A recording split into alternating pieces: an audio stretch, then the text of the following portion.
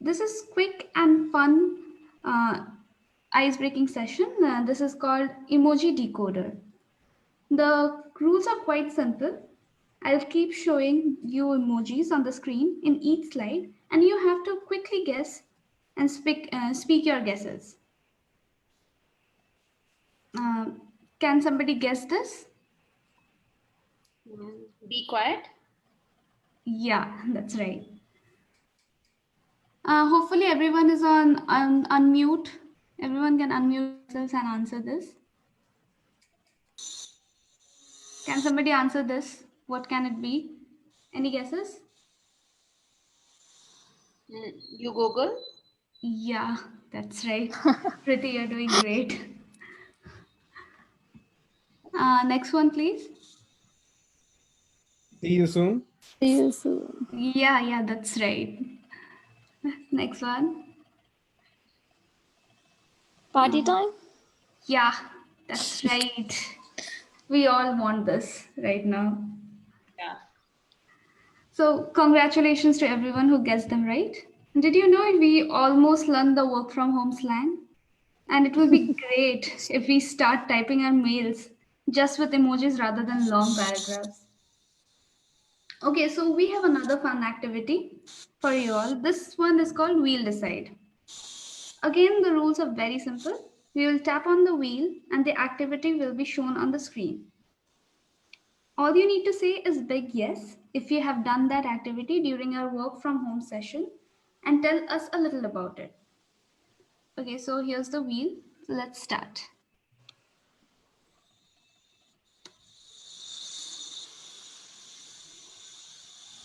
Okay.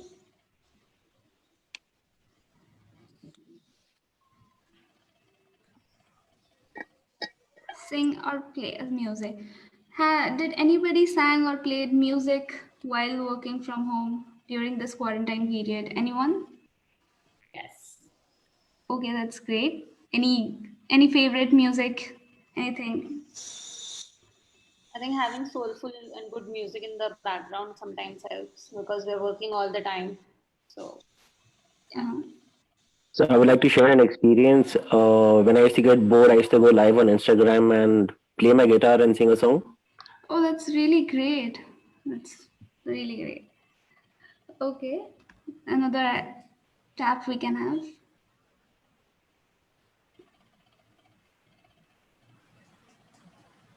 Watch a terrible film. Anyone? I have watched a lot. Yeah. Well, I watched a regional film. Which one? A regional film. Okay. Anyone else? Okay. Then we can go for the next one. Hopefully,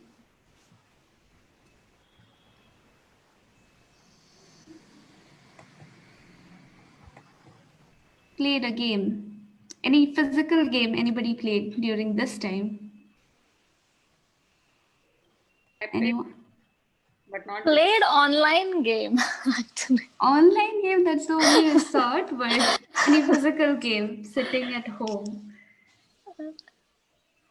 No one? Fine. No. Okay. Yeah, I think we Okay. play a lot of board games. So So that also counts, I guess. Okay. Any next activity, please?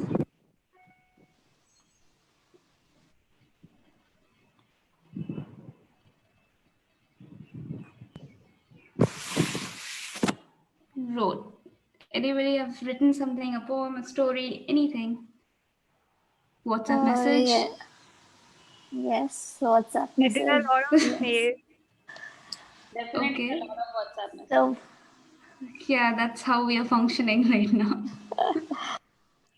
True. So I guess I am seeing a lot of participants coming in. We can jump to the next session, I guess. Manisha? Okay. Thank you, Debbie, for such a joyous session. And now, as many of you have joined us, along with our panel of speakers, I would like to take you through the speakers and schedule of our webinar. We begin with a 15-minute recap session with Lakshmi, of our first Employee Happiness webinar series, August Happiness Month, so as to recall the importance of preventing emotional distancing during this work from home culture and the significance of celebrating and being happy each day in doing so. After this, we will jump into the core topic of discussion with Debbie, work from home goodness, and how work from home is a blessing and not a bad situation to be in, looking at the situation outside. Following the same array of thoughts, we would have our speaker Rajesh Jain, the COO of a sustainable fashion brand, share his thoughts on how their business survived this pandemic even when they had to work from office and had no option of working from home. After which, our keynote speaker, Mayank Agarwal, will take us through the issue faced while coping up with the work from home model by both the employees and employers and a solution for both. On completion of that, we would have a round of open discussion for discussing how we see the new offices of future and what hassles we will tackle there. Later on, our speaker and global ambassador for Climate Force Antarctica, Divya Navale, will share how to engage people to protect the environment and create goodness while sitting at home. We will conclude our webinar by taking you through our ongoing revolutionary crowdsourcing campaign, Humans of COVID 19, and discussing how to move forward with our new work lives with the help of a purpose driven approach. So, without any further delay, shall I start? Yes. Yeah. Okay, so tighten your pajama drawstrings, refuel that coffee, and be a part of this goodness event where you can share your views and opinions on work from home issues and find solutions. Also, learn to bridge the gap which has been created by staying at home and sane and being in our boundaries. Now, I will ask Lakshmi to give us a quick recap as to what Employee Happiness Series is and how we propose solutions to various problems occurring while working from home. Over to you, Lakshmi. Happy to have you all here with us. The events of this year has taken a toll on all of us. The biggest shift that we saw was work from home, shifting the entire industry to a digital platform. Working from home has become our new normal, and we are facing many difficulties managing balance in our professional and personal life, right? I think many of us are facing this challenge, and we are also struggling as to how we can, maintain this balance as well. Yeah. Yeah. Okay. Looking through how our life has Right, changed, right. looking through how our life has changed, I would like you all to engage with me for these pointers. I would like all the participants to unmute themselves and answer for themselves. Has your work taken up more space where most of your daily interaction is with your job or work? Do you guys agree or do you guys disagree with this point? Yeah, I Yeah. agree. Yes or no? We agree, we agree. Okay. Do you think fun and happiness seem to have slowly reduced from your life? Kind of. Yeah? Yeah. Okay. Have you become Yeah. more distant Sort uh, of. emotionally, where you have stopped, most of your interaction has been stopped with your friends, family members? Yes, mainly with the work Uh, people and work calls. Okay. Okay. Do you feel that there is no time for yourself to enjoy or to celebrate little moments of your life? yes. Yeah. Okay. Do you think your screen has become your new friend? Yes. Sort of. Yes. Yeah. Everyone can agree on this. Okay. So, though we long to connect with our friends and families, we are passively glued to our screen. And it is very important that we change this pattern. And there is a very simple way, and that's why we are introducing Days of Happiness, where we pledge to celebrate every day, connect every day, to communicate every day, and to engage with everybody. We make each day special and celebrate by sharing videos, activities, polls, quizzes, etc. about that day to keep you engaged and happy for some or the other reasons. For HR management, you can share the same on your intranet for daily engagement with your team. Follow and engage with our daily posts on LinkedIn, FB, and Instagram, where we are dedicated to celebrating each day. With the days of happiness, let us share moments again and engage with people around us. Throughout August, we celebrated the Happiness Month by celebrating days like Walk Like a Dog Day, Avoid Stress Day, Let's Do Some Meditation Day, Slothy Sunday, among many others. You can also share your ideas and how you feel about your day daily to us. This is how we can fill the distance and say no more to emotional distancing. Here are some of the videos.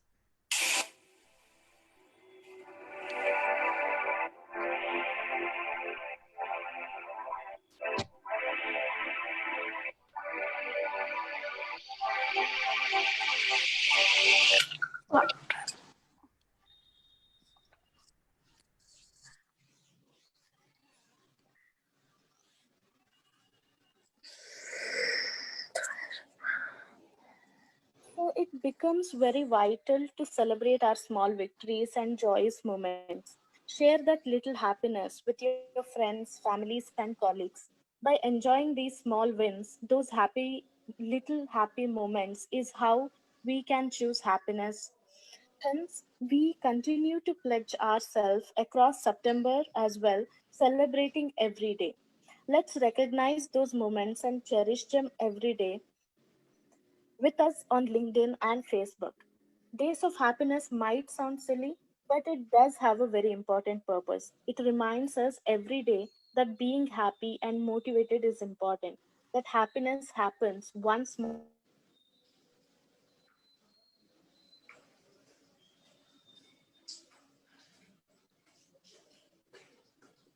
at a time. It reminds us when things happen and make them happen when they don't. It reminds us that sometimes a small action happiness. It reminds us that happiness is a personal experience and it's also contagious. Happiness is unlimited and that sharing one's happiness can bring a lot of joy in others' lives as well. Well, thank you so much, Lakshmi, for sharing that insightful recap about the meaning and purpose of Days of Happiness campaign happening every day. Now, I would like to ask Debbie to share an outlook on how our monotonous and imbalanced work from home life is rather a luckier option. Over to you, Debbie. Thanks again, Manisha. So in 2019, we all wanted work from home and how it is the best option. We all thought that this is the best option. But suddenly, when I'm working for like 5 months, I'm fed up with it. But think again, because this time grass is not greener on the other side. We started thinking work from home is tough, it's boring, then it's monotonous, time constraining, not so fun. We are not able to see our colleagues, then everything feels dull. But let's look at the other side where people are not so lucky to do work from home during this pandemic. It is tough for the is it tough for the health workers? Is it monotonous for the police force working during the entire pandemic? Or the time constraining for the social workers? And how can we forget the general shopkeepers or the sellers who continue to keep their shops open so that we can avail our basic supplies? So, here's a tribute given to all those people who worked tirelessly during this pandemic that included truck drivers, farmers, retailers, who were duly appreciated by this amazing cause marketing campaign by Lay's called Heartworks. Let's feel lucky that we have work from home option. Still don't believe us? Then let's hear an exceptional story by one of our speakers, Mr. Rajesh Jain. Mr. Rajesh Jain is the COO of Himadri Hands Handloom, and he is working towards a sustainable fashion industry. He has been the business head of Biba Apparels and the advisor of Indian Handlooms. Along with that, he is the principal consultant of Tatsat Ventures. Hopefully, Mr. Rajesh Chan has joined, so we can start conducting from your part. Over to you, sir.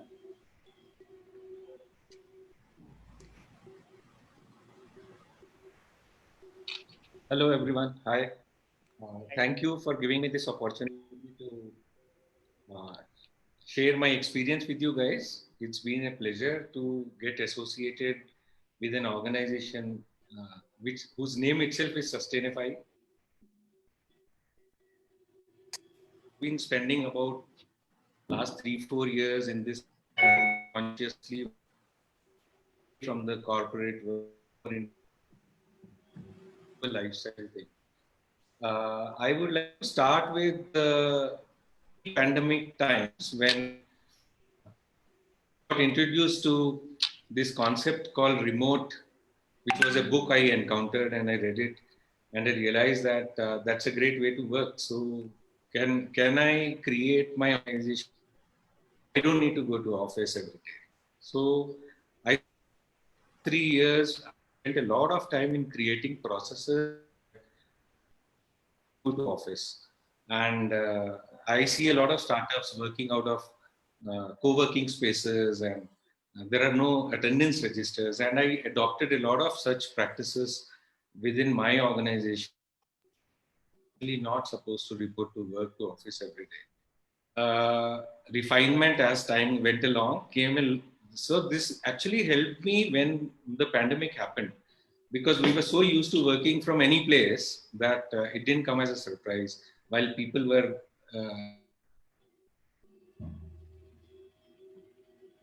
quite,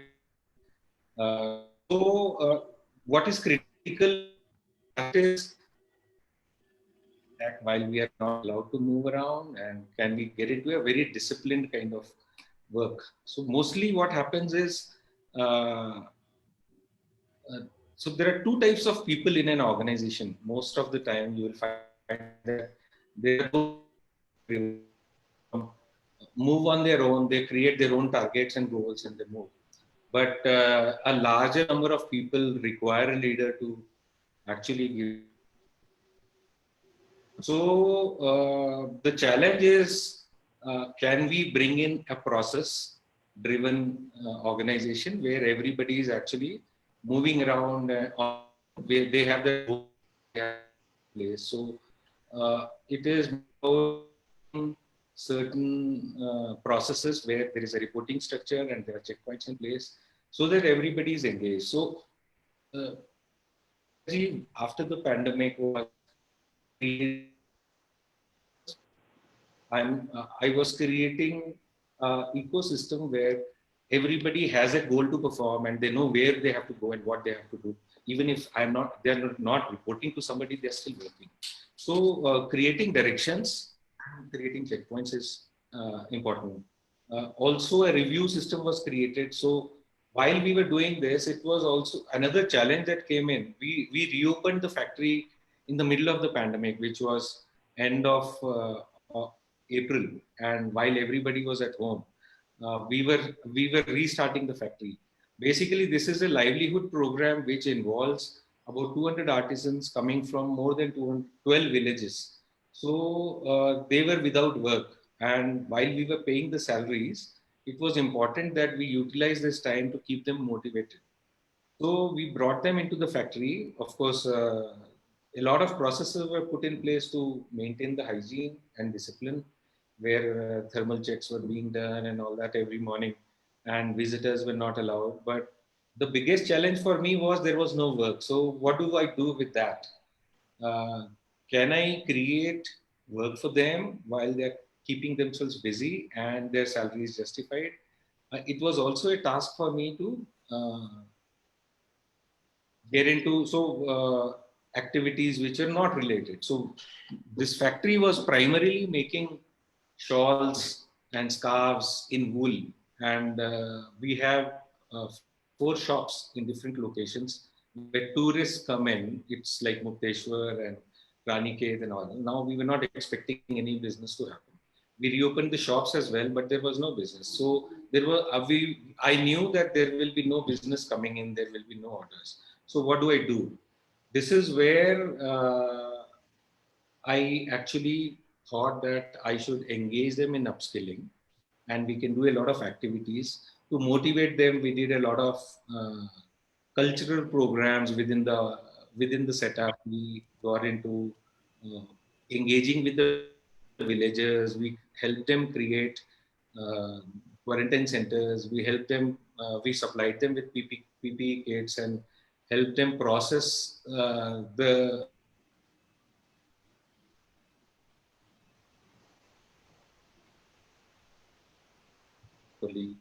train our own employees to with all the necessary steps so that they could go in to their villages and teach others to maintain that hygiene. Within the factory, we created activities, we did cultural programs. I also helped them get into.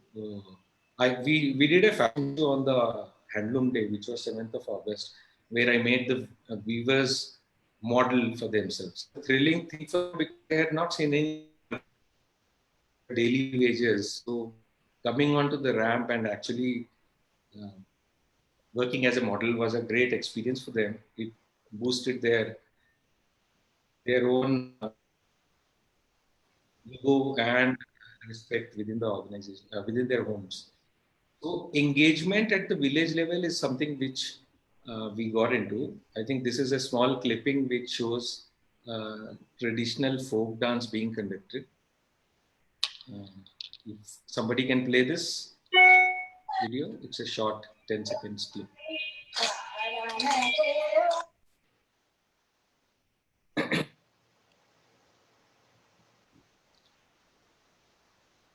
I think it's a bandwidth challenge.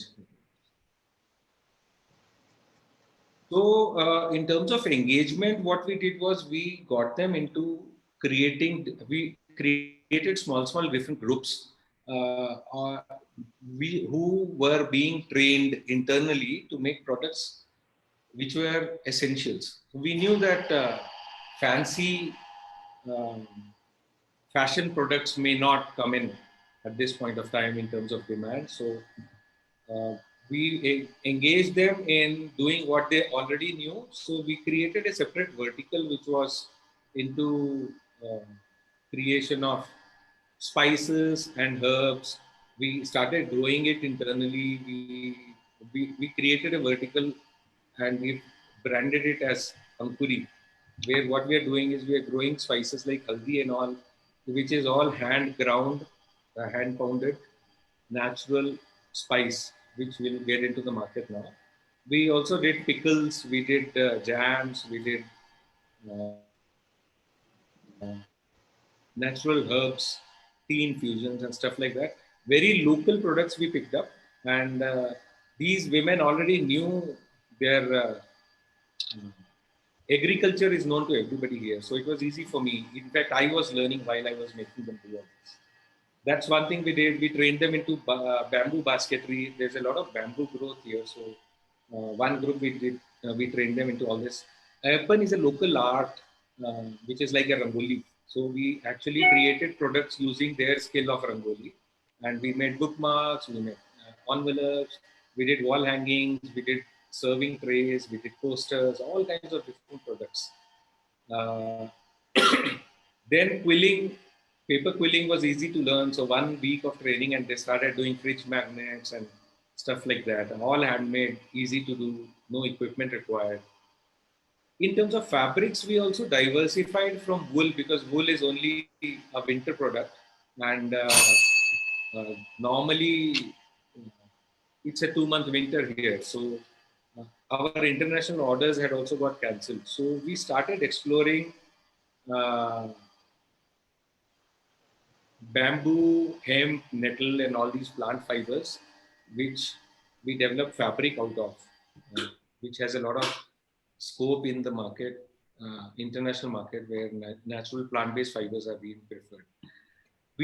Then we thought going and selling fabric may not be easy, so can we also teach them embroideries and stitching. So we formed groups there, and I'm personally teaching them. I come from fashion background, so it was easy for me.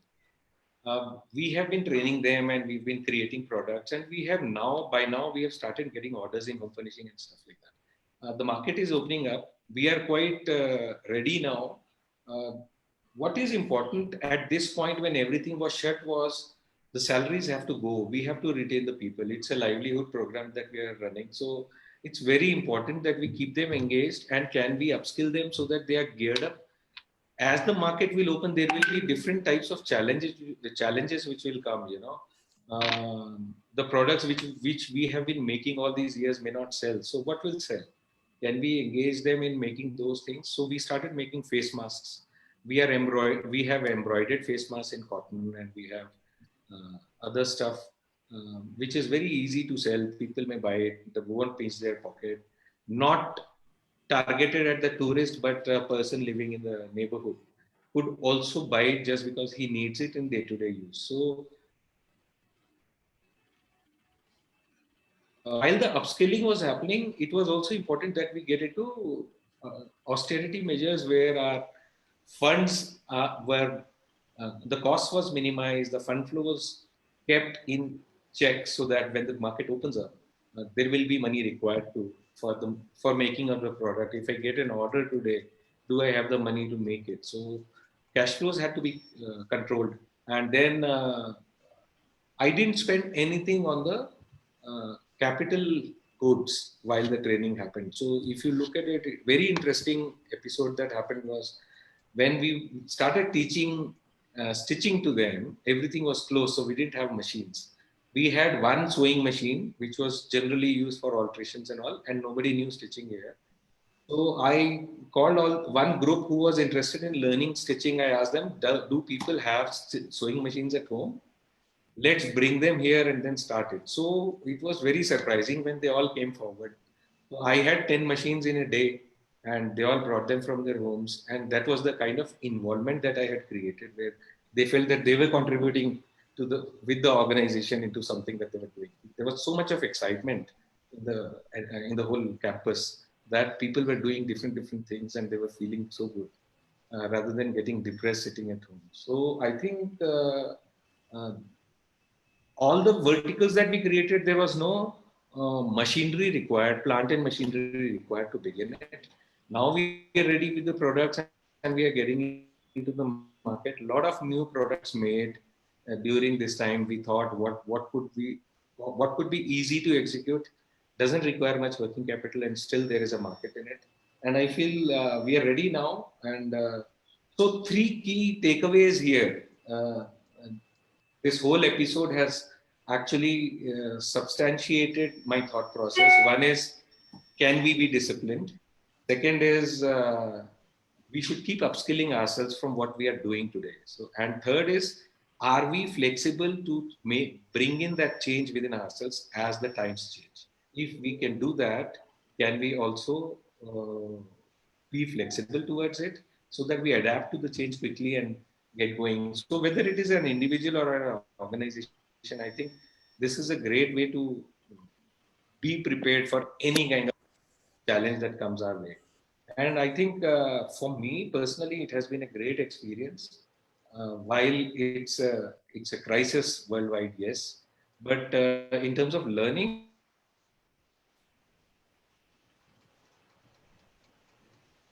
I feel great today. I have a very motivated team with a great product line, cost efficient, improvised on our weaving as well. Our output used to be 1 in a day. Today we are producing to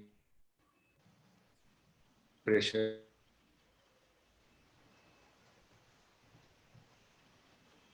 Journey till date. So, and things have opened up. In fact, we are doing some good business in the shops as well. Within India also, we are getting from brands who would like to source handloom fabrics from us. So it's all gung-ho. Yeah, I thought this was an opportunity where I can share my learnings with all of you guys on how we utilize this time to make things better for ourselves. Yeah, thank you. Well, Thank you so much, Rajesh sir, Uh, for your inspiring journey and taking us through the hassles a CEO has to tackle while emerging as the new entrepreneur of work from home world order. So now, moving forward, let me introduce you to Mayank Agarwal, an earth hero, a serial entrepreneur, a change maker, a believer in the power of collective consciousness and actions. He will take us through the goodness practices for both employees and employers while working from home, as well as simple solutions to keep the human spirit roaring. Over to you, ma'am. Hello, everyone. I'm filled with gratitude towards you all to join us here today as we all strive harder than ever before to juggle the googly of COVID 19 thrown at us by nature. There are many issues faced by us every day today. In an employee poll conducted, we uncovered some very important ones. 87% of employees are not engaged with their work. 57% actively disengaged with their company means they don't care what happens after they leave the company. There are high attrition rate. It's difficult to retain good employees. Only 17% employees feel appreciated by their employers.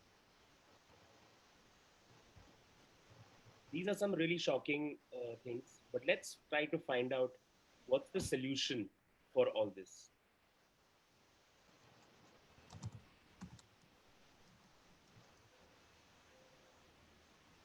After the data revolution, there is a big revolution coming of purpose revolution. And the idea is to transforming into a purpose driven company. And what all benefits can it have beyond just having social impact? There are two more important things which an organization can do. One is to convert themselves into a purpose driven organization and use that as employer branding. There are 6x more higher returns of purpose driven companies to a normal company. There are smart and sustainable goals connected to purpose, which increases productivity in employees. Purpose enhances recruitment and retention. It drives employees become brand ambassadors. The other way is purely by engaging your employees. This can be done by letting them use their core skills to find out what it means to use them for social or environmental good. Giving back with their core skills, they will be very engaged and very in love with your organization.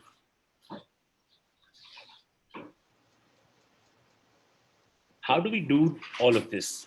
Let's look at two interesting ways. How do we engage our employees?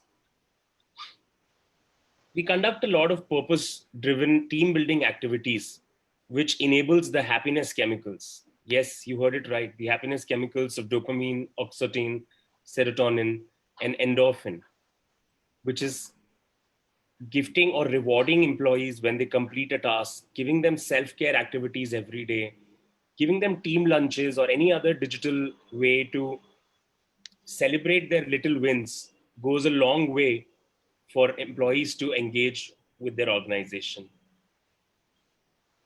Even providing them meditation classes or sun exposure classes or walk in nature or giving them a gym membership, anything, any kind of interaction which releases these four chemicals can help your employees become closer to your organization.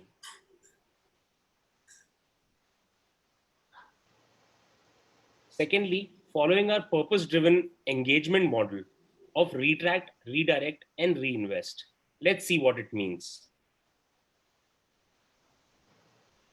The first step is of retract. As we all are working from home now, there's a lot of funds in the organization which is unused. Funds like conveyance fund, office maintenance fund, printing and stationery funds, employee meal allowances. All these funds are unused and they can be retracted to reinvest into employee engagement programs, employee appreciation gifts, employee motivation campaigns, and CSR campaigns. Once we reinvest this, we will see the results of reinvesting this into our employees when their morale and boost efficiency will be done. The work from home culture has led to employees losing a sense of community at the workplace. Hence, Sustainify will want all of you to engage with us to get your employees the set goal of making a planet better through sustainability. Remember, happy people lead to happy planet and happy organization. Here are some of the ideas which we have put on how certain products can be given to your employees as gifts. For example, this is our sugarcane made tableware set, which can be given to employees as a gift. Our office kit, since everybody is working from home and they're not having those supplies, supplies like pen with seed, recyclable notebook, a coffee mug, these are gifts which can be given to employees to boost their productivity.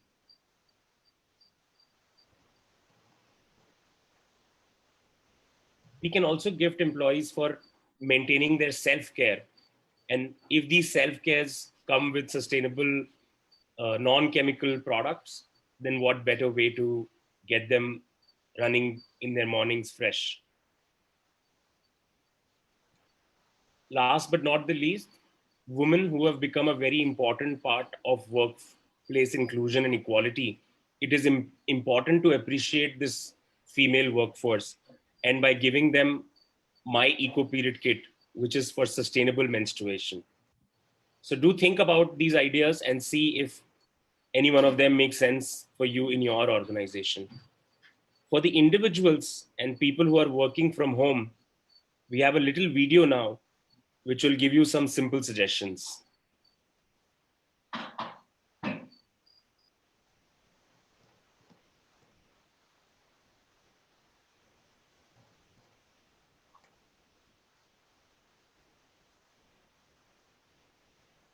Use that yoga mat, use that jogging shoes.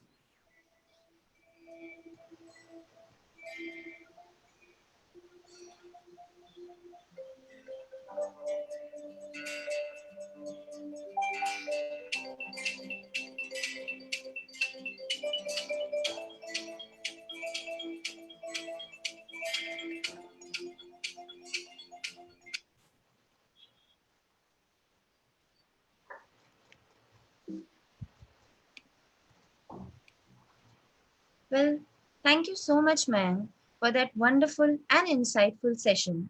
And now that we know about a series of purposeful solutions to cope up with work from home paradigm, let's open the discussion for all of you present here. I now invite Riti Jain, Innovation Lead at Sustainify, to conduct an open discussion session with us. Riti, over to you. Hi everyone. I hope you're doing well. So let me start by asking you, what are your honest opinions on retract, redirect, and reinvest model? Do you like what we are saying? Do you think some budgets can be redirected, or will you like gifting your employees on a job well done? Yeah, totally. The budgets can be redirected because right now we are not using that, and this can be redirected at this point. Okay, so how would you like to reinvest into your employees? So again, right now, if we invest on our employees, like they are working from home, and if we take care of their mental health or of their well-being, at least the eco period kit for women or the morning kit for everyone, it can be gifted that way. It can be a surprise for them. It's a really good initiative, I guess. Anybody else would like to share their views, like how would they want their companies to give them something? I think gifting helps, to motivate your employee, and it also says like how company is appreciating and valuing your, the time you invest and the effort you put in for the company. So it's a nice way if you're, complimenting, through a gift for your employee. Right. Okay. Then, what about how are your views about work from home? Fun How for are you me. tackling it? How are you doing at work from home? It's quite different from work from office, but it's fun for me. It's a new thing. Mm. Mostly the Zoom calls are the most entertaining part, I guess. Okay, so okay, let me show you one very honest review about work from home. I feel like there are things I love about work from home. There are things I hate about work from home. The things I love about work from home is that this is great practice for freelance. If I ever go freelance, this is beautiful. This is very different from freelance because I don't think you're free at all to do anything. But that's beautiful. What I really love about it is that now I have a routine. I'm woken up by client servicing at 10 o'clock, sharp because something's happened. And then I'm also put to sleep, by somebody at like 1 a.m. And that's such a beautiful feeling to have somebody care for me. I also really love, the dynamic of society, how it's changed with Zoom calls. I love it. It's, that feeling when everyone's come on a Zoom call and everyone's just waiting and you just see those, nobody shows faces anymore, right? Remember the time we showed faces on Zoom calls? Crazy, right? Why would we do that? But everyone is in like small boxes with letters on their names like C, D, or whatever. And people are just there for 4 minutes, no word, nothing. And then one person comes and says, hi, good morning. And then everyone's like, yeah, hi, hi, hi, hi.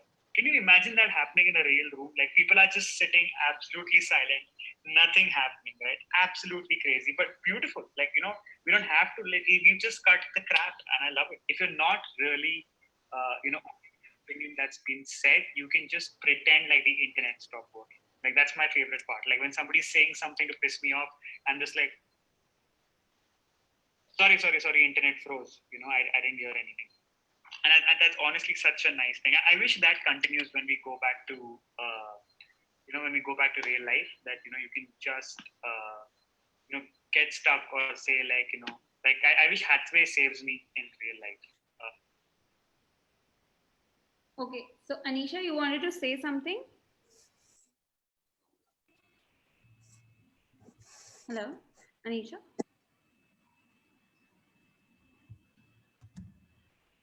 I guess she got disconnected. Okay.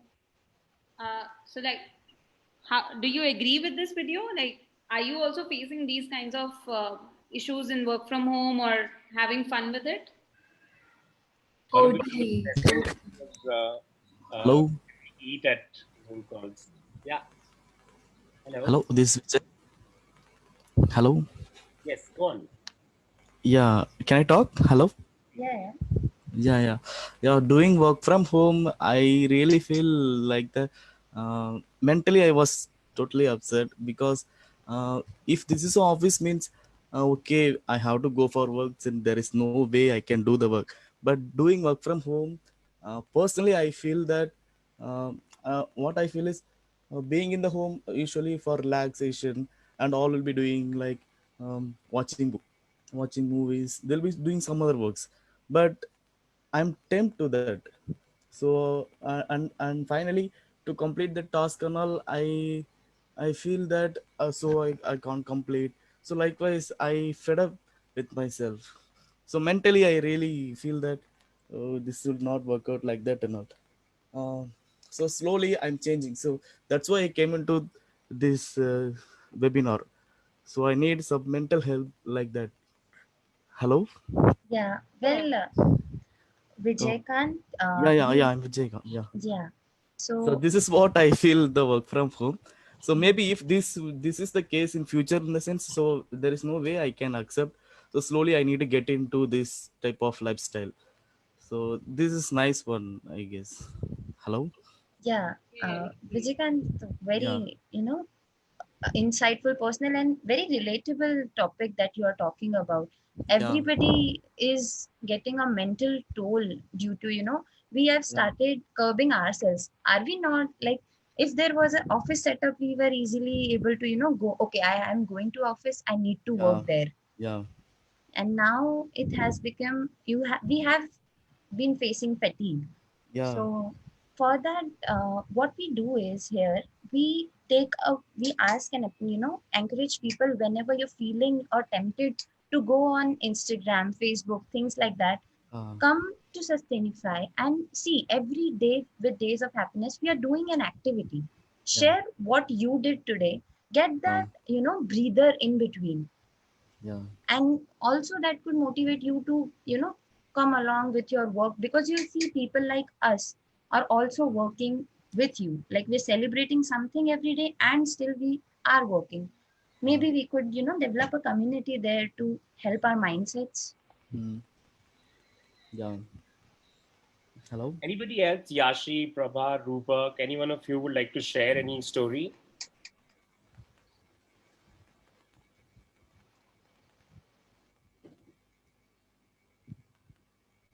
Or any problems that you're facing at home while working? No, I think this is Rupak here. I think my point is, I think great content, but one of the key things that we miss is the human interaction, right? So when we were in office, we had in-person meetings and face-to-face, and there's a lot that happens in between meetings, maybe over a coffee or just after you get out of a meeting, you had some point that you converse. Right now, all the meetings are there on the virtual, like the one we are doing right now, maybe. Right. We stick to we are more conscious about the time that's available, maybe 1 hour of meeting time. And plus there's a strict fixed agenda. So you cover those points, you share those perspectives, but then you have, you probably miss out on some of those intermittent time in between, where you would have actually done a lot more discussions and maybe decisions may be taken. A lot of discussions, and because we humans work in I believe that there's a lot more happens when a person in person meets, and then there's collaborative work. But we are all forced suddenly into a virtual interaction mode, so like Rajesh mentioned, we all, like the person who was on the video previous to this mentioned, we love seeing each other's face, but right now everybody goes into a mode where it's either there's, I don't know, there's a layer, there's a mask in front of it. So it's a lot different than being in person. That has a impact on how the person feels, like even if it's a team of 5 or 10 or 20, whatever it could be, how you connect with each other, the interpersonal relationship that is existing between the team members. I think that I personally miss that, so that's one of the things that I personally miss of not being to able to meet people or my teammates, or being in an office space which actually provides that kind of an environment. So that's my.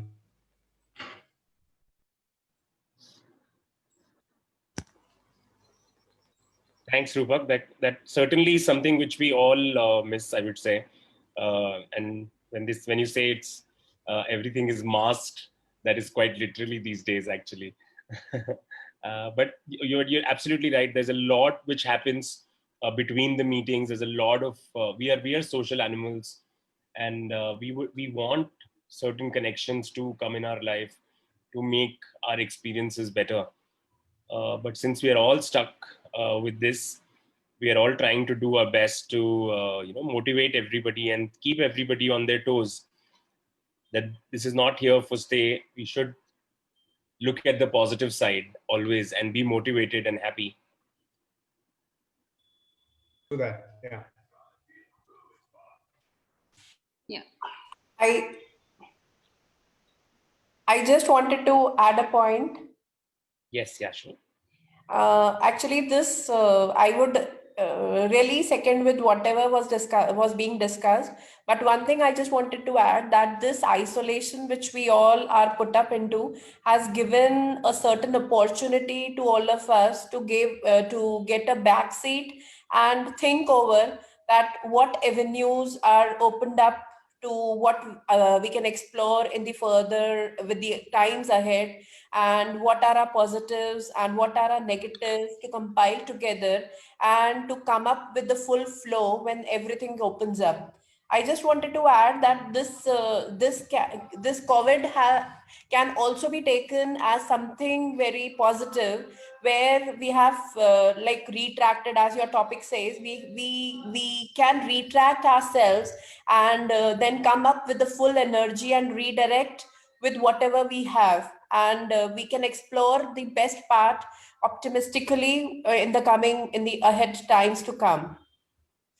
Great thought. In fact, this is the time for looking into self, giving. There's so much time and focus one gets without all these hindrances of going out, traveling, reaching office, meeting people. So there is certainly a lot of positives.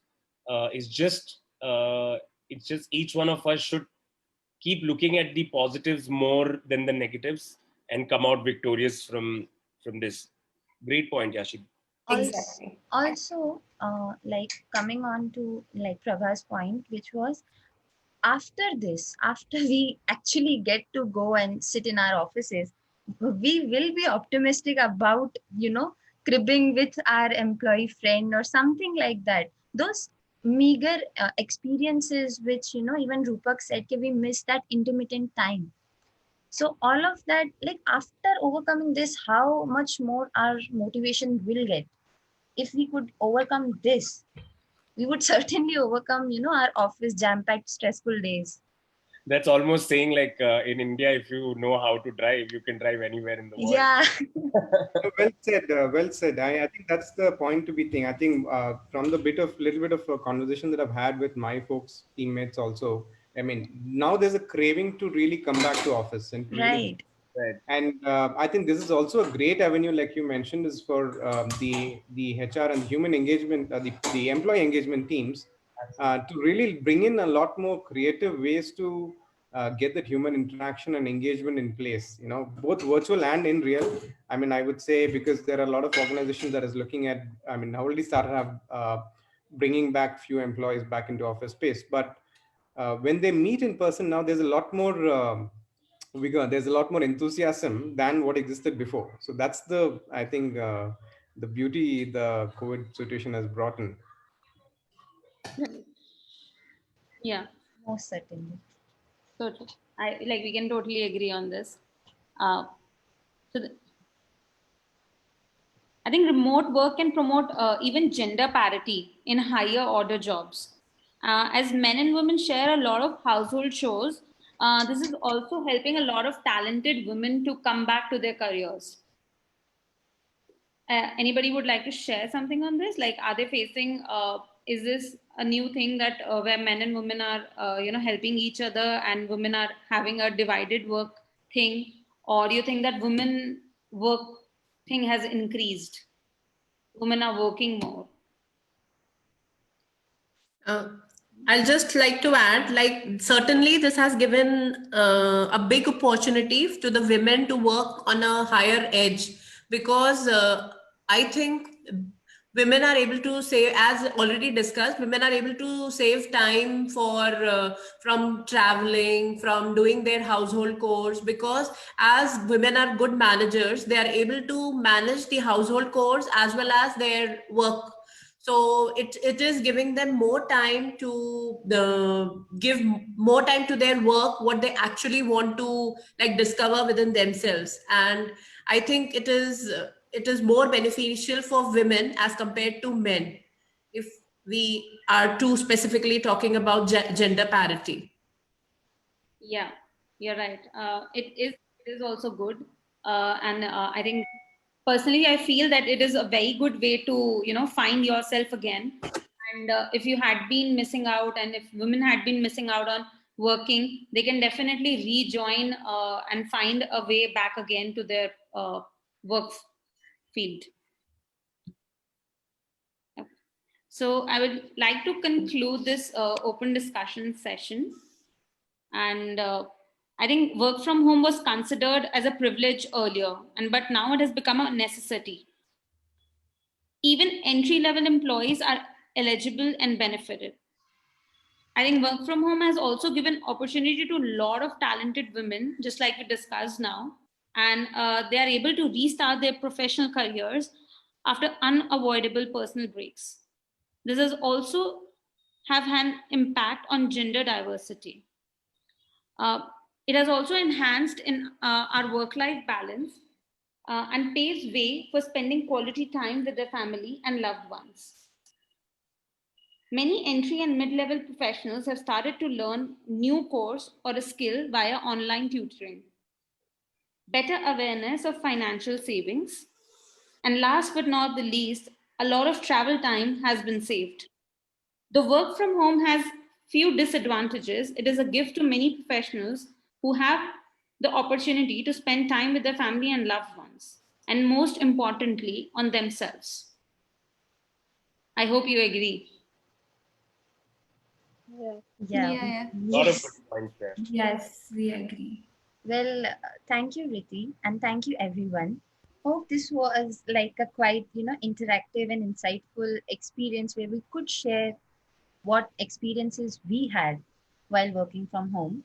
And now, moving forward, I would like to introduce Divya Navhale, a young environmentalist and a sustainability professional who has traveled twice to Antarctica for a climate action. Currently working with Asian Development Bank on renewable energy, she is a true human of COVID-19. Over to you, Divya. Thank you. And hi, everyone. This is Divya. So just to kind of provide a brief overview of what I do, I have 10 years of work experience mainly in the sustainability space, and sustainability is quite broad in that sense. So rather, I can say that it's been a mix of using climate action, so some activism, followed by learning about how environmental programs happen across the world. And then I worked in the policy space, which is also currently where I am mainly working. So just before the pandemic, I was based in Philippines for 4 to 5 months. And I would actually like to make the story a bit more personal. I would like to kind of share what I went through at the start of the pandemic. And like today, I realize it's literally 6 months since we have all been indoors. And I wanted to share a little bit of insight on what happened in those 6 months and what I have learned through 10 years of my work, and how I've been able to use those 10 years to do something positive during the pandemic by myself, and also spread the message of climate action and a positive sense of optimism towards the whole issue of climate change. So that's the approach I'd like to take. So essentially, as a person who's, works in the climate space, I have always been kind of, very aware of our relationship with nature. And I definitely feel like this is the most urgent kind of action that the world needs to take together. And over my 10 years, like that's when I started my career really. In 2009 or 10 is when I started my career in this space. And to be honest, it was like people thought that we couldn't take it seriously. For some reason, climate was just like, okay, it might happen in a dystopian future, but not now. It's not going to happen to me. That is always the approach that people took. And that's one reason why it took me a long time to also get into that psyche and understanding. I'm sorry, please don't go on to the slides. You can stay on that goal 13. Yes. So I wanted to kind of share my own story, right? When I came back, so I was in the Philippines, I was in Manila. Apparently a Chinese woman had traveled to Manila in February sometime. So cases started early in Manila, and like for a month, we had a new normal there where we would be sanitizing our hands every 20 minutes. We also had these temperature checks entering every building. Like you enter the mall, you enter the office, everywhere we had temperature checks. So this was already become a new normal there, because there's a lot of proximity between Philippines and China. So that's the reason why things started really early on there. My office shut on March 12th. And my March 15th morning, I was on a flight. I got sudden travel approval that I needed to leave.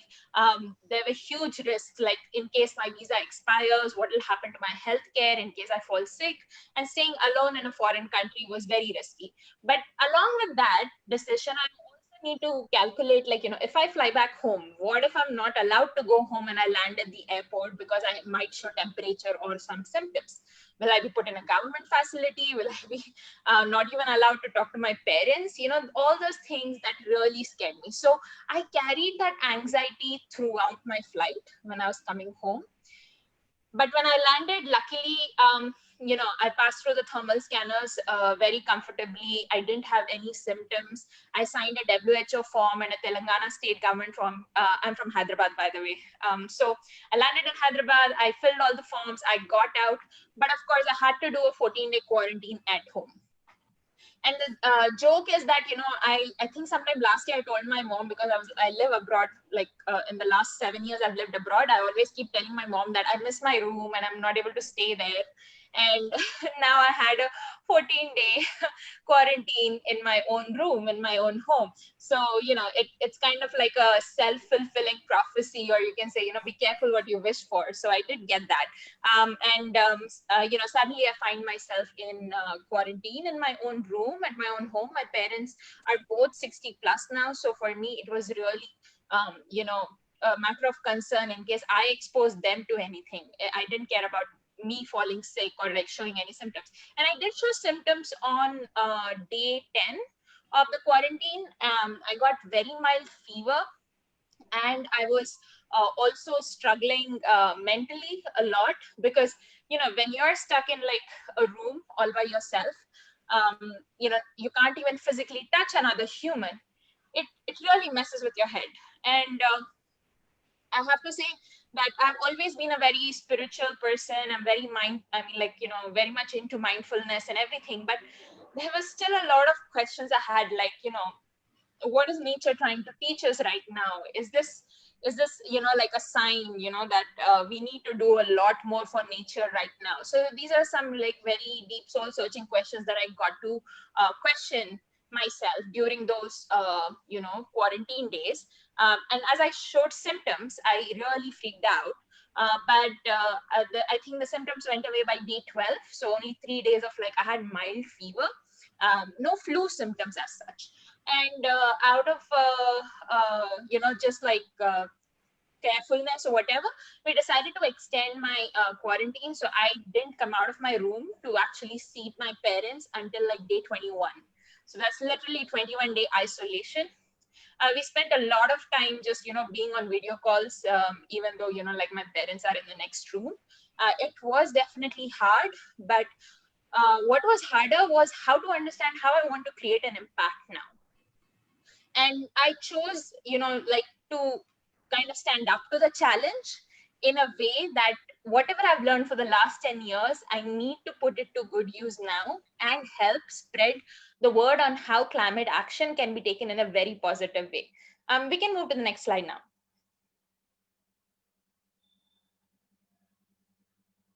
Thanks.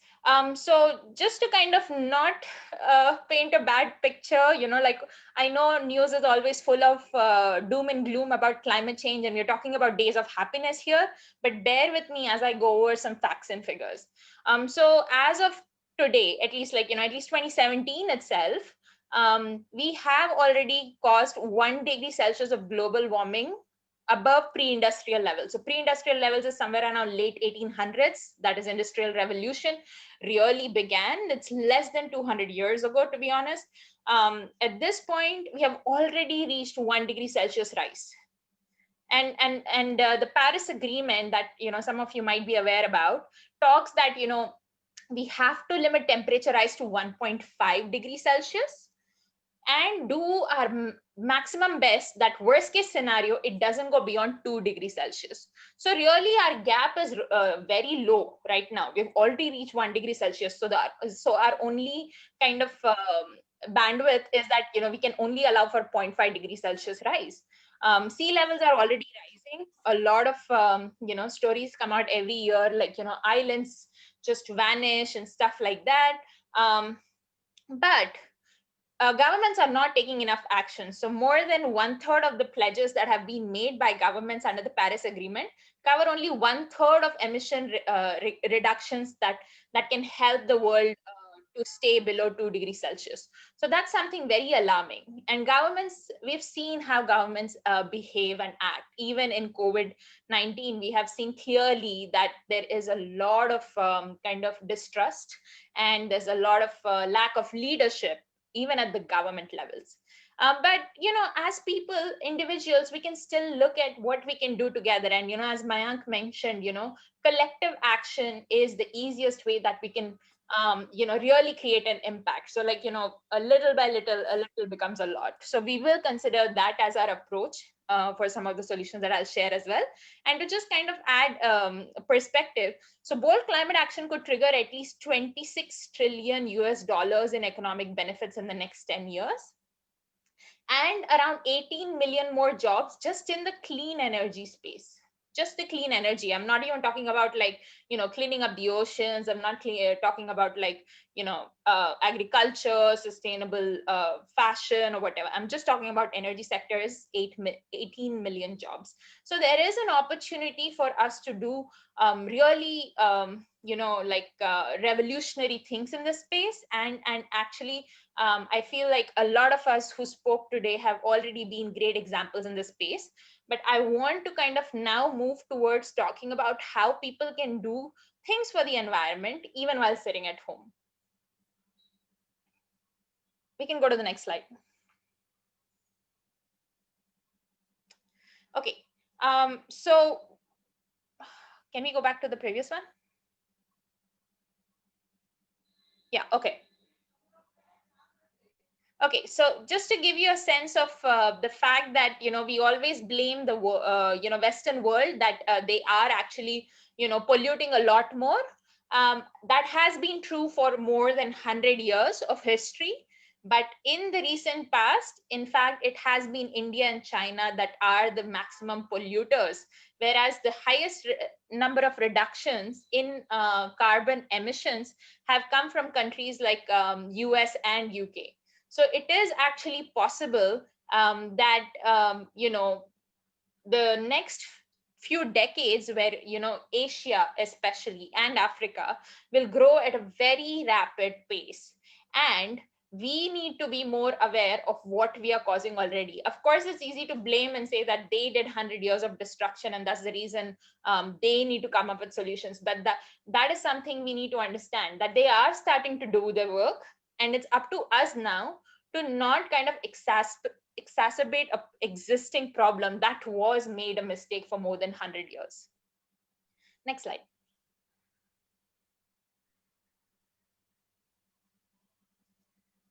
Okay, so I just wanted to kind of talk about how we can save the earth together, even while we're sitting at home. There are a number of things you can do, and we'll go a little bit into all of this.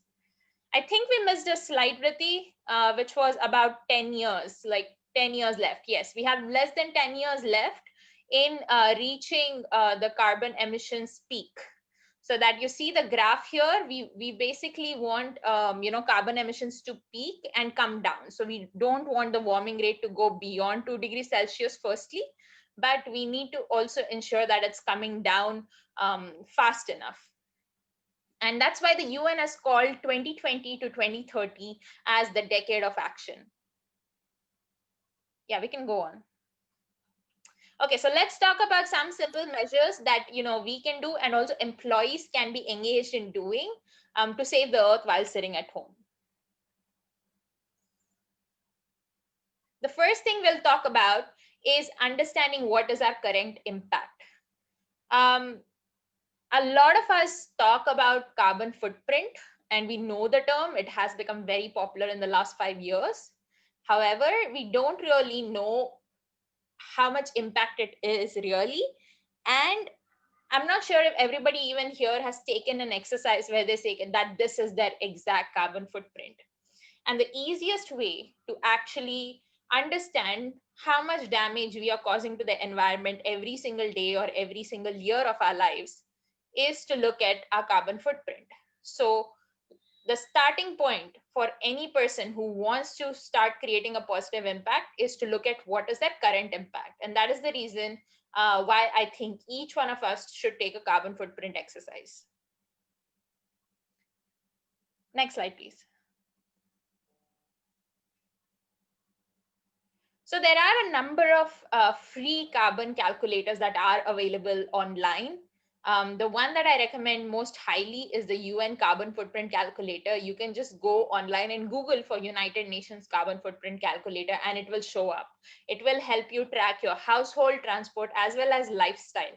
The lifestyle includes purchases you make, like how much plastic you end up using through your particular shopping and other activities.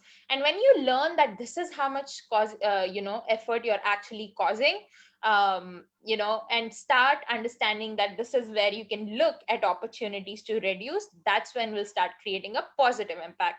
So please click further. So there, we also have other calculators like the WWF one, as well as something that came out of India is the Tata Power carbon footprint calculator. I have used all these three calculators and I highly recommend each of them. Within the UN one, it is easy because it has all countries. Same for WWF, but the Tata Power one is specifically for India. So you can choose what you'd like to really track. And this is something everybody can sit at home and do within the 15-20 minutes. And that's why I feel that this is how you can easily engage your employees and let them know, hey, this is something you can do and understand while you're just sitting at home. And for those people who would like to be really involved in such a process, there are applications out there these days. Like this one is the EcoCred application, where you can calculate your carbon footprint on a daily basis, and it tells you how much you have made a positive impact or negative impact on a particular day. It has a ranking as well, which says that you've done better. Similarly, there are other applications. Live Green is a very popular application. It will also tell you that this is how much you have saved by doing a particular activity, like instead of taking the car, you've taken the bike to work, etc. So one thing that we can do is look at what we are doing right now, and are there any subtle behavior changes that can be made even when you're in a pandemic. And the easiest way to engage in climate action is through planting trees. Now, I know not everybody can get out and plant trees in a forest. However, you can plant trees in your community gardens or wherever is possible. And another thing that really works well with this is because planting trees is such an engaging activity even for children. It kind of helps them nurture nature as well as learn more about how they need to be responsible for the future of our planet. So this is something that can be done. It is possible for us to kind of ensure that we are taking care of trees near our home as well if we are not planting new ones. So this, again, it is not a massive shift in lifestyle. It is just something small that you can do and give back to nature. Another reason why I really suggest that trees is the way to go is because of the fact that India especially has a very low tree per person ratio. So there are only 35 billion trees in India, whereas the number of people is 1.3 billion. So that's only 28 trees per person. And I'm talking about like this, including the forest, right? So in an urban area like my hometown of Hyderabad, there are only 4 trees per person. Whereas an international report and the IISc report, which is more national back home in India, of course, the minimum recommended is 7 trees per person for a healthy environment. And if you compare ourselves to other countries, I mean, look at Canada. We're not going to get anytime there anytime soon with 10,000 trees per person. But also, if you can compare with China, which is like a huge competitor and is considered one of the most polluted countries, China still has 130 trees per person, which is much lesser. Of course, India has quite a few issues with populations, etc. But I think all that can be shifted just by planting trees. We can do it. There is space. Once you start looking for options, more options show up. That is the whole point. And we can increase our forest cover, working with the government, but also if we can do it in our own urban spaces, like in our community gardens, or like, take care of the trees closer to our home, we can all kind of help bring that number up, which will create a healthy environment for us all.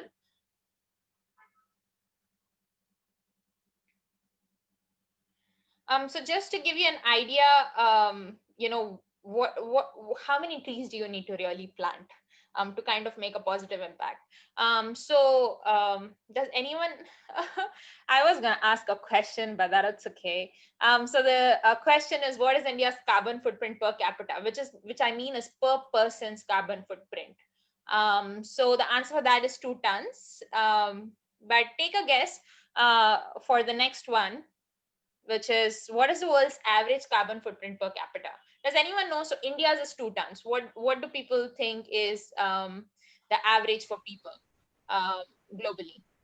Oh, you know the answer, Mayank. Okay. I think we can head over. Yes, it's 4 tons. So we are still doing better in India, of course, because, we come from a culture of, like saving things and protecting nature much more than other parts of the world. But we're still, getting there. So 2 tons is something that it gets divided by average, right? Like someone like me, or like an average middle class or, person is probably doing a lot more than 2 tons, probably I would say 10 to 15 tons, because they're flying a lot, because they use a lot more resources as compared to, somebody who's below poverty line. But when we calculate that 2 tons, we are also looking at people who have absolutely nothing also. So it's a skewed number in that sense. So that's why I don't necessarily take it at what value it is, but it still makes a lot of difference to know that India's carbon footprint is still quite low compared to the rest of the world. However, on the next question, take a guess. Do you know how long it takes for a tree to offset 1 ton of carbon? Like you put out a tree today, right? Mm-hmm. How much time does a tree take to offset 1 ton of carbon? Couple of years. Couple means 2 years, you mean? 2 to 3 years, maybe, yeah. 2 to 3 years. Okay. Any other answers? 5 years? Okay, we can go to the answer now. Okay. If you planted a tree today, it will take 40 years for that tree to offset 1 ton of carbon. That means just for 2020, even if you're sitting at home and doing nothing and say you have like your carbon footprint is 2 tons and you put 2 trees today, it will take until 2060 for those trees to remove the carbon you caused in 2020. That's the reason why we need more and more trees. The fact is, not all those trees you plant will also live for 40 years. Some road widening happens, some, resort wants to set up, a new place in Western Ghats, and those trees are killed down, right? So even if you plant 1 tree today, we don't know if it will survive 40 years. Right. Fact is that it takes 40 years. You might not even be here then. So that's the reason it's not enough to just plant 1 tree today, because for 1 ton of carbon, you need to start planting many, many trees together so that they can actually kind of multiply faster and draw carbon faster from the atmosphere while we are creating it. Right. I think we should all follow the Philippines, graduation thing. The kids have to like plant 10 trees before they graduate. Then only they'll be handed off their graduation certificates. Right, but again, who's tracking those 10 trees if they are going to stay for 40 years? Then, the thing is, we can plant trees, but we also need to create that, sensitization, saying that, will you come back and check those 10 trees you've planted when you're 60 years old, right? If you did it when you're 20 years old at graduation. Right. So there are many things that need to be done still, it is quite important for us to understand that our impact is not going away anytime soon. The emissions we add every single day are staying in the atmosphere. They are causing, you know, a lot of issues, and that we need to take action now. That is the kind of urgency. Right. Okay, we can go to the next slide. Yeah, and the reason why I keep stressing on numbers especially is because what gets measured gets managed. So we need to kind of start tracking our carbon footprint. If you're making 10 tons of carbon emissions because of your lifestyle, then I would suggest, okay, start with like 10 trees, but then think, okay, 10 trees might not survive 40 years. So I will instead plant 20 trees. So that way, even if 10 make it, then I am clear for this year, right? So you need to measure and manage whatever you're doing so that we are creating a positive impact, and we can each do this. It's not too hard. You know, just you're sitting at home and calculating your carbon footprint. It takes you 20 minutes, and then maybe you'll plant a tree. You don't need to, kind of sit there and wait for it to grow. You just, kind of do a little bit of care. It's just a little behavior change that can do massive magical things for the planet. And if you're not able to plant it near your home, there are so many things you can still do. The UN Environment Program is something called the Trillion Tree Campaign. So get on that application. There's Grow Trees that is working with UNEP in India and supported by Government of India. Do there. WWF has, ways to kind of adopt trees. So you can buy trees online and adopt them, or, donate them to someone else, like as a birthday gift. So there are so many things you can do out there. And there are so many people looking to create new avenues to support the environment. So we can all kind of, pitch in whatever we can, even if it's just, a small donation while we are sitting at home.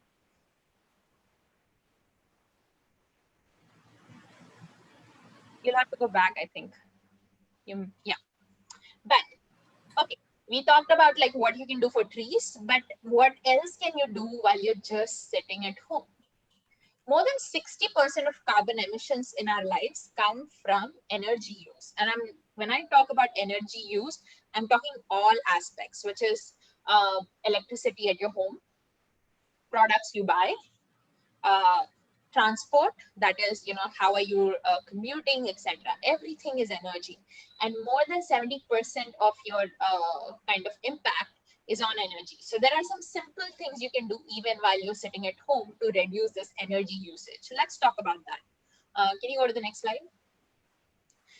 So this is a joke, like, the world's first fuel, or the cheapest, cleanest, and safest energy is the energy that you don't use, right? Imagine if you didn't use energy, then, it would cost nothing, and then there are no carbon emissions in the atmosphere.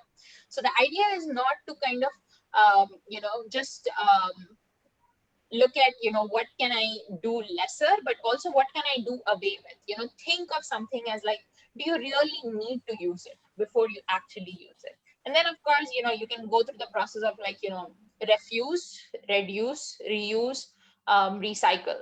And so the first one is always refuse. Refuse to use something if you don't need it. That is always the way to go.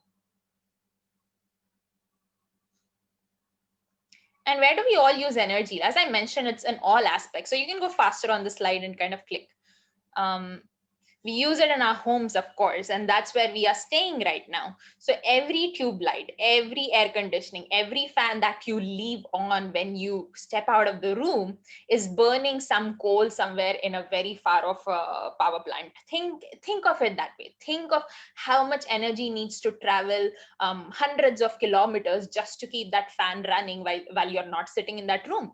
Think about that and start realizing how you can use lesser of that. Even increasing the air conditioning temperature by 1 degree Celsius saves a lot of carbon emissions.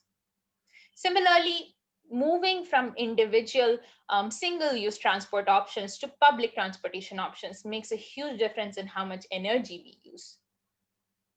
And of course, there's many options. Like now you can move to electric vehicles, but also remember, like as an electric vehicles user, what is your actual source of electricity? That also matters a lot. So you might even be increasing emissions instead of reducing emissions. So you need to be a little more conscious of what you're using and how you're using. One thing we're all doing while we are still in lockdowns is using our phones and our laptops a lot more than we ever did before. Think about how much time are you keeping charging? Are you keeping it charging all night? Do you really need that? Be a little, conservative. Maybe, kind of reduce the apps on your phone that are pulling away all your battery. Maybe reduce a few email that's actually making your Gmail cause more carbon emissions. Every email also has a carbon emissions tag attached to it because it is sitting somewhere in a data cloud storage system and causing emissions for forever in perpetuity. So think of those things and be very conservative in what you use and how much you use. Similarly, next click. Yeah. So what kind of products are you using? Are you using more chemicals? The more the chemicals, the more the energy used in creating them. So think about what you're choosing and why you're choosing. Support local businesses. Now that we have been ordering everything online, think about somebody who's doing like a more eco-friendly business and support that rather than big brands which actually use tons of energy to create all these chemicals. And it's your home, so it's your choice. So you can look at what else you can do in your home. Please keep clicking. Yeah, so you can look at what other energy efficient appliances you can use.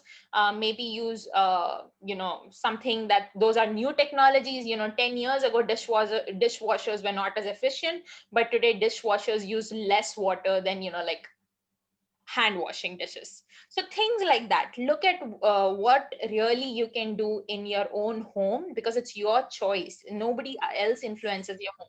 And that's the reason why I think women play a huge part in this, because a lot of appliances as well as a lot of everyday groceries, for example, are chosen by women of what comes into your home. And so as women, we can do a lot more in saying, okay, I will actually control what comes into my home, which is less plastic and more eco-friendly, less chemicals, less toxic. Similarly, the choices we make actually control what gets manufactured. It's just, if you don't demand it, then there will be no more supply. Please click in. Yeah, so if you are saying no to plastic and instead moving towards using more eco-friendly options that are as beneficial for your body as well as budget, because like that PET bottle might not last you more than a couple years, but a steel bottle will last you for a very long time. So look at it as an investment. Similarly, for your own health, you can make more eco-friendly choices. Look at how you can reduce your plastic use. We did not use shampoos until 15, 20 years ago. Our generation as millennials, we use shampoos, but our mothers never did that. They would make some eco-friendly soaps or something that they would use as more natural. So what we did in the last 20, 30 years can be easily replaced. It's not going to take massive efforts, and we can all make that small difference. And like I said, a little by little, a little becomes a lot. And again, there are a number of other calculators out there on the internet. There are plastic footprint calculators. There are other options where you can figure out how much impact you're having in so many other ways, and start tracking it. Then, as I shared the quote, what gets measured gets managed. So once you know how much impact you're creating, then you will be able to say, okay, this is how much I can reduce, and this is how much I will do. Another thing that's very important while you're sitting at home is looking at your immunity during a pandemic. And we don't really need food right now that travels from far away. Please click. And what you can do is support local farmers, buy fresh and organic food that is healthy for you without pesticides and other toxic things in them. And yeah, you can move to the next slide. And similarly, you can, look at how you're managing your waste. This is a great time to kind of look at how much waste you are generating in general. And that I'm talking about physical trash. Take that trash, see what you can do with it. Composting is an amazing, amazing fun activity that keeps you engaged, brings you back closer to nature, helps you understand the environment better. So I would also urge a lot of people to kind of explore ways of how you can reduce your environmental impact while sitting at home and kind of reconnect with nature. Transport is one thing that will come back very big once COVID is gone, or maybe it becomes a part of our normal lives. We will need to be very careful in especially not causing a huge amount of transport emissions just after we get out of the pandemic. You can click on this and look at how we can use more electric vehicles or public transport options, which are better for the planet. And I think after all this, emotional disconnect that we're having and social distancing we're having, it might be even helpful to use public means of transport, because it will bring us back together. And so I want to, no, please go back to the previous slide. I want to bring us to a point where we can say that this is possible, like a green environmental future for our community, for our planet is in fact possible, and we should all strive towards it. And just because we're sitting home in a pandemic, it does not mean that we cannot do anything out there. You can move to the next slide. And so I'll end it with a quote from my mentor, Robert Swan. He says that the greatest threat to our planet is the belief that someone else will save it. This is the time for us to act together, even when we are not physically together, and stop believing that someone else is going to come and save the planet. Let's together, each one of us, come to a point where we say that, okay, I don't care what the other person is doing, but I will do my bit, and stop believing that someone else is going to come save the planet. Thank you, Divya. This was really insightful and wonderful things that you have shared.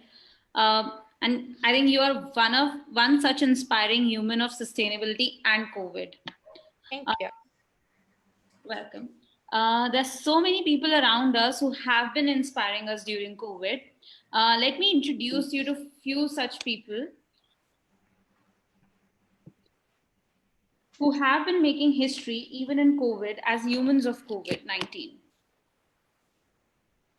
So Hanumanta Katkari is a teacher in Vijayapura, helps his students maintain sanity during these mind-numbing times and also ensures their learning doesn't stop. He visits his students at their house and makes sure they have done their homework well. Mr. Rajesh Kumar Sharma, a 49-year-old local shop owner in Lakshmi Nagar, Delhi, started a free school that has over 300 students from nearby slums receiving education by volunteer teachers. Now, this is like something really inspiring, and I think even during the pandemic, if they're doing this, it's such a great thing to do. Another girl, Sonali Gupta, an eminent psychologist who works with people to bridge their gap between emotional well-being and anxiety. She is a mental health warrior and has contributed immensely to end the stigma around it. Her book, Anxiety, suggests ways to deal with our anxiety and how to tackle it. This is, something definitely we all need right now, because a lot of people are having mental health issues and anxiety problems. We are hearing so many cases about suicides and how people are, being stressed out a lot. So I think this is a very good take on that. Then we have Mr. Dinesh Desai, a Gujarat-based innovator, popularly known as the Recycle Man of India. These bricks that he made are made using the shredded PPE material, paper sludge, and binding gum base. Dinesh started this experimenting with a method in his home lab, and soon he started producing them in the factory. Now, this is one way to contribute to the environment and help people around. So I think a lot of masks are being wasted, and he is definitely doing a lot of better things with those masks. So I hope you guys are buying a washable mask or you are recycling them. Okay, let's move on ahead. Naima Chadda, the founder of Let's Talk. It's a mental health initiative which aims to destigmatize mental health care and make it accessible to all. This is just what we need, a free place to talk about our mental health without any judgment. And Ayushi Kemika. She's the person behind a mental health advocacy in India. The account breaks all the stereotypes held against mental health. She created Mental Health Talks in India, content around various mental health related issues, ranging from everyday life struggles to larger questions around mental health and structural problems. They leave their Instagram DM open for anyone to come and share their feelings with them. These people have inspired us a lot during the pandemic. So these people, has anyone, have done anything, maybe a small thing that has helped people around you? Would you like to share?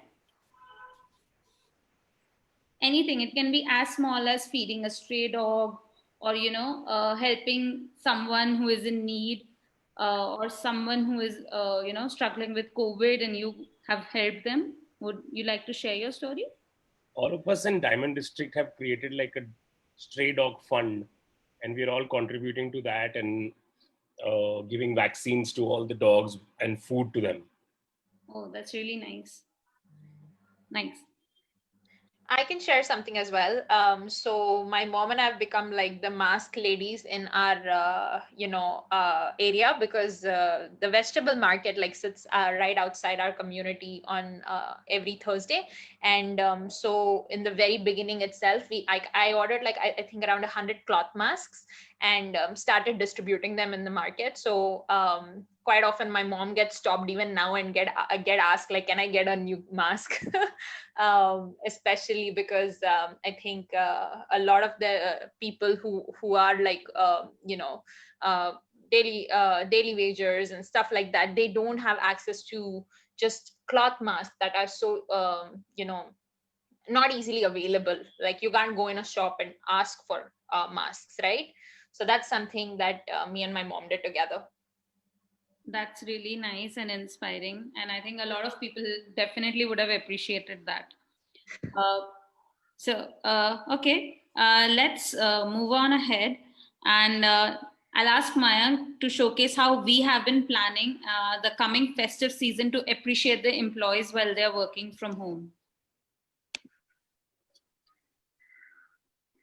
Sustainify is here to stay, and we have pledged that every day we will provide you a reason to celebrate and do activities which will help us break the shackles of emotional distancing and start sharing everyday joys of normal life. All you need to do is to engage with us every day, and we promise to keep serving you. All you have to do is to go to sustainify.in and connect us from there. Remember, happy employees is equal to happy customers. And for organizations, this is the most important mantra. Sustainify can also help you with a list of services to do so. We have employee engagement programs, employee appreciation kits, we have employee motivation campaigns and digital events like hosting a virtual lunch, corporate purpose definition so that more people can connect to what we stand for, corporate employer branding and talent hiring campaigns, CSR campaigns, and last but not the least, HR training and webinars for the new world work order. Along with this, we also have a range of products for employee appreciations, which ranges from eco-friendly and sustainable kits to cotton shell products, to bamboo products, to chemical-free cleaning products, eco-period kit for sustainable menstruation, and every occasion-based kits, whether it be Diwali, Dashra, New Year's, or Christmas. You can contact us by logging into www.sustainify.in or any of these things listed below. Thank you. Well, thank you everyone for joining us today as we discussed various facets of how the problem regarding work from home culture can be converted to work from home goodness culture. A range of solutions are given for the same. What we want to insist at the time like this is that there is nothing more important than to find a purpose which is not only limited to yourself or your company or your employees. Rather, it should comprise the need of our times and our planet, whereby we should be engaged with our employees and organization in attempts to thrive towards a purpose that keeps us motivated, strengthens our bond, and gives us something, an opportunity to give back to this planet. Thank you, everyone. And I hope that you will be keep celebrating each and every day with us at Sustainify. Thank you. Aisha. Thank you so much. Thanks a lot, everybody. Thank you.